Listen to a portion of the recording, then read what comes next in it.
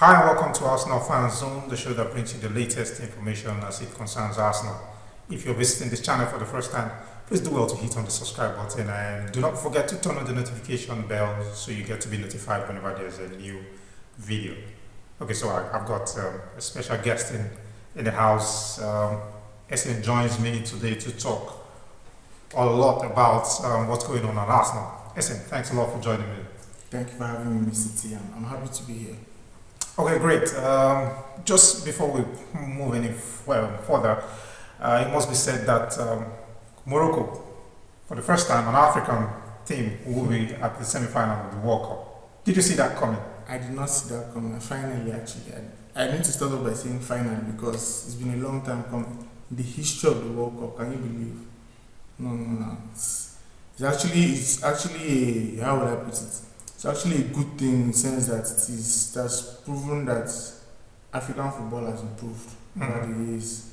If you notice now, you see more foreign players, the Africans who played their trade in Europe are now actually coming back home to actually do certain things for their continent. So it's a good thing. You know, but to think that this Moroccan side have only conceded one goal in the tournament, yeah, and it was an own goal against Canada also. Yes, it was against Canada. What exactly have these guys actually come up with? You know, I mean, to think also that the teams they've come against are no pushovers. I mean, exactly. You know, it's been a surprise. Honestly speaking, it's been a surprise, pleasant surprise actually, because if you think about it, the Moroccans are not actually really known for having a very strong defense. So seeing them only consider an own goal and to only Canada, which is supposedly the weakest team they faced so far, it's actually a testament to how much African football has improved. I'm really proud of their performance. Now, this is going to be a very tough one. Is there a possibility that they go beyond the semi-final stage? We don't want to push our luck, but let's hope for the best. Okay, great. So let's talk Arsenal now. It was sad actually to see Bukayo Saka and Gabriel Martinelli all crash out of the quarterfinals of the World Cup. So it comes with mixed feelings, you know. As an Arsenal fan, I mean, you would like to see them join the other guys, Definitely. you know, in training. But again, you would have also loved to see these guys go beyond this stage, but they are out today. Yeah, well, they lost both their respective matches, Gabriel Martinelli and Bukayo Saka. I've been really impressed with Bukayo Saka this tournament because he has proved that the should I say error? I don't want to go as far as saying error, but the trials he had in Euro 2018, he has put that behind him. He has worked on his game. He has improved significantly compared to what he was 2018. Yep. Unlike Martinelli, this particular tournament has not been favorable to him. Tite has refused, because I want to go to refuse, he has refused to play him. Like the last match they lost against Croatia. But I think he has actually come in a couple of... a couple of games, that is it. I don't think it featured in their last match that they crashed out, he didn't play, which has been very disappointing. How do you not play talent like Martinelli? Come on now. But I mean, you must also agree with the fact that that team is actually a very tough one to actually break in. Yes, I know. You know, it starts, but then again, you can never have too much talent, right? If you have, unless he wasn't good enough, you won't take him. But you did take him, then you should be playing him. I'm not asking for him to start, but at least feature him when, you know, like when you are needing a goal and you're throwing bodies forward for a goal. Wouldn't you like to bring on someone who is got to at least stretch your defense, the position defense and all? But it's disappointing to have them go out sharp. Well, you know, talking about team with very deep depth in terms of quality. Now, France, and it must be said also that we have just one player left at the moment at the World Cup in William Saliba.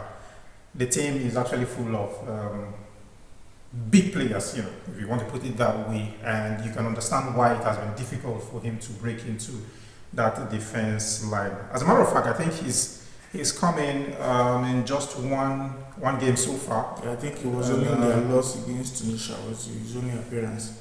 But I know it's the Arsenal fan in me that is speaking, Mm-hmm. but I feel like maybe aside from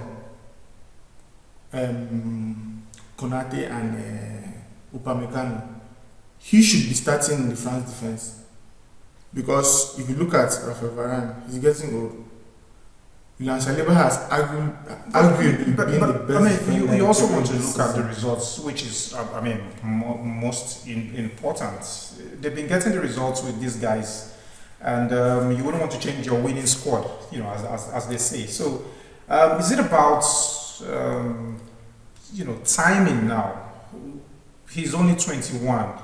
Yeah. The future is still very much there for him to fill in, replace players like Varane, whom you just made mention. So I think there's actually a whole lot ahead for him in terms of getting to play more in the Yeah, French national people team. tend to say, yeah, your time will come, but then again, you forget that the World Cup is just it's 4 years.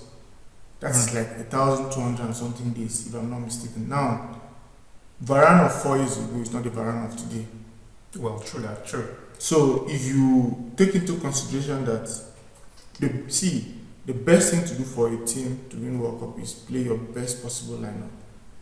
And if you ask anybody, this season, Varane has been the best centre back for the French team. Now he might not have been playing in the French team before now, Mm-hmm. but he's arguably the best defender in the Premier League this season. Now that is up for debate. Me personally, I consider him the best so far this season, based on form. So I feel like even if you don't need to start him, but if you have reached a certain, let's say you're leading in the match, don't you think you should be bringing up someone who you think will give more assurance to the defense? But Deschamps has refused, so what am I to do? Question the authority. When you say the Shams are actually refused, it just sends another different message, to different, people. These national team coaches, I have noticed the pattern that they tend to be loyal to players who have served them before now. The same thing with Gareth Southgate. He noticed, or we all noticed rather, that Maguire served him well. Yeah. During Euro 2018, so that's why he kept playing him. So I don't blame them, sir. And I think it was also great to see another Ghana in Oliver Giroud, scoring. From Ghana. He seems to be getting it right at this point in time. I mean, the guy is aging, and there seems to be no stopping for him in terms of goals, especially he's now the all-time goal. I think he leading equaled scorer. He equaled the record. I don't think he's passed him. He has actually passed he has actually passed Thierry Henry's record. So it was actually great to see another Ghana, another ex-Arsenal player. But the saying, scoring. once you're gonna, always you're gonna, right? I think it's always great to see current players putting in that kind of performances. Yeah, he has been really impressive. Very, very impressive. Olivier Giroud is one of those players that always divides opinion. There are certain members of the Arsenal fan community that, for some reason, they never liked Giroud. Like, no matter what Giroud did for them, he was never good enough. There's some people that adore him, so he's one of those players that tend to divide opinion. But I always liked him as an Arsenal player. But I just felt like there was a level he could have reached, which he didn't quite get to. Maybe probably because he didn't have the kind of players he wanted. I think there was almost a replica, in the game against England. There was almost a replica of The scorpion kick, right? Yeah, exactly. I saw that didn't just turn out well for. I saw a tweet the other day. Someone said, I think it was an Arsenal fan. He said you're only allowed to do the scorpion kick in the red and white jersey, not the blue jersey. Well, now I think it was also great to see Thomas Partey and White, back into the training. They've just joined them in the training in Dubai. Yeah.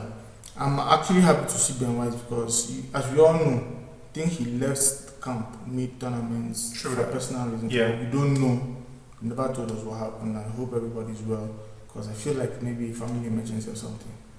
But I'm glad to see he's back. I think it was actually great, yes, to see, see them, train and then preparing for the season should be back on we should be the World Cup in another few days time. Yeah. The World Cup should have come to an end, and the league should resume on the 26th of December, and we'll have a game against West Ham, another very difficult side to come up against.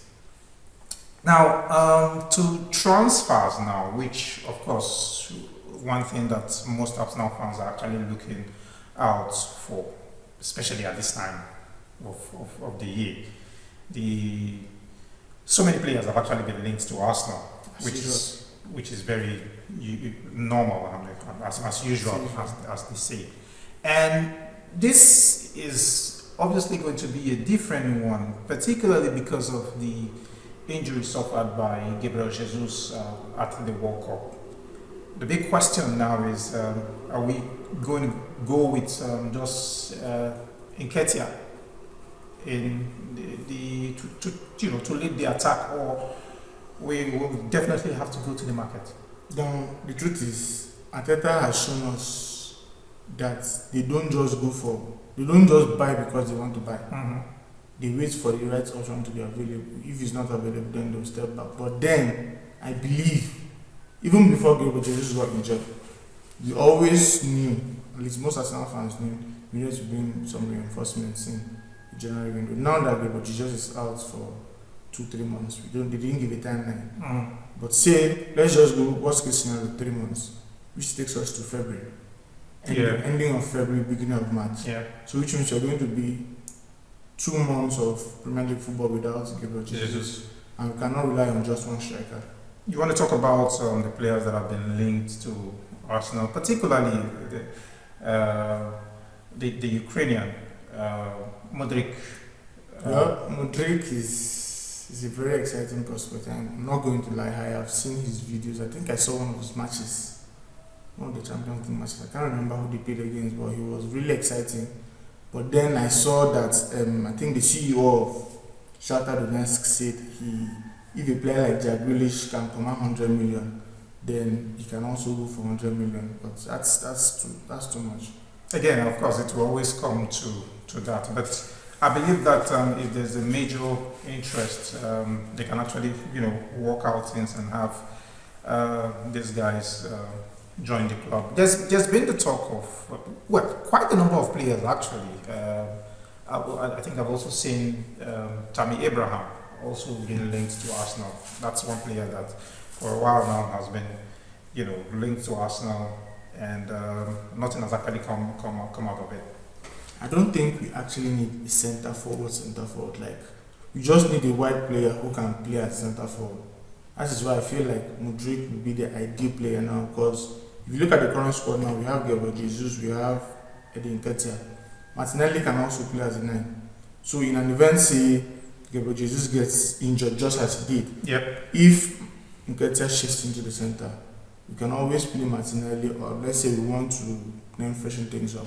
Say we are dropping Nketiah out of fatigue or something, we can always play Gabriel Martinelli up front. So that is why I feel like Modric has to come, or somebody who can play as a right winger, because right now, as a left winger, because right now we really need that. I think we had a conversation the other day. I told you my ideal right winger will be Rafael Leao of AC Milan. But it seems almost unattainable. It's actually a dream, but that's not possible. I mean, there's no way. It's not impossible. Time AC Milan will want to let one of their best players actually leave the club. So it's a no-go area. I don't think he would even want to talk about that. So you leave your views in the comment section on which player you think should be joining the team. And so let's not just be particular about these players up front. I mean, the strikers now.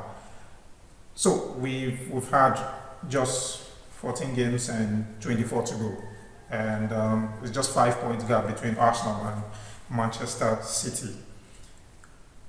Apart from the strikers, don't you think that we also need other players just to fortify that team? Now, the thing is, we need players, but I don't think it's an absolute necessity for the general transfer window, because if you think about it, if you get everybody back, we are forgetting that we tell Smith Rowe out, who's, I think, should be warming up should be improving on his rehabilitation, so he should be back between now and January. So all you need now is just a replacement for Gabriel Jesus. That's all we need just for now. For now? For now, yes. Arsenal has shown, or Arteta and Edo has shown that for now. Listen, I don't think a lot of Arsenal fans want to. But that's the truth. We might need more bodies, but it's not going to come. That's the truth. It's not coming. If we are expecting Arsenal to bring an extra midfielder, I'm sorry to burst everybody's bubble, it's not happening.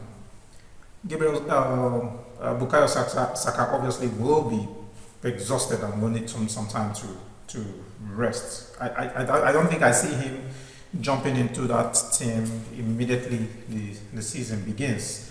You also have Gabriel Martinelli as well. Some of these players will actually need some time to rest before they join the team eventually when the season begins. So, in the absence of these players, do you think we have players that can actually cover up for Bukayo Saka and Gabriel Martinelli? Well, if you look at the way the World Cup had panned out, I think it was only, other than Partey and Xhaka who left earlier, Saka was only Arsenal player who was playing match in, match out. You understand? Every other one was either on the bench or did not feature at all. Like Ramsdale did not feature at all. And as a goalkeeper, you barely warm up, and it wasn't even warming up. But there were training sessions as well, so let's not make it look like apart from just playing a 90 minutes game, all you do is just but training is a normal thing. Even when the players who do not go for the World Cup, they also still train. So let's admit that the training here and the training is the same thing. The real match intensity is not the same thing as training. You understand? So it was only Saka that has that fear of burning out. Every other person, I think we should be fine. Okay, so you think we are ready? You think there's a chance that we could continue from where we stopped? Yeah, there's a chance. Before the break. Yeah, there's a chance. If you think about the way Arsenal was playing before this season, actually, it's not just, we are not scrapping wins, we are not putting out disjointed performances, we are actually playing well. We are creating enough chances to actually win games, even though sometimes we might not score plenty goals as we would have liked. But then again, we are creating enough chances, so that's the most important thing. Well, of course, Etienne has said a whole lot, and again, we would like to see your views in the comment section on what you think about the squad, the possible reinforcements of the Arsenal team before, in the January transfer season. All right, thank you so much for watching the video to the end. Do not forget to subscribe, like, and turn on the notification button so you get to be notified whenever there's a new video. See you some other time.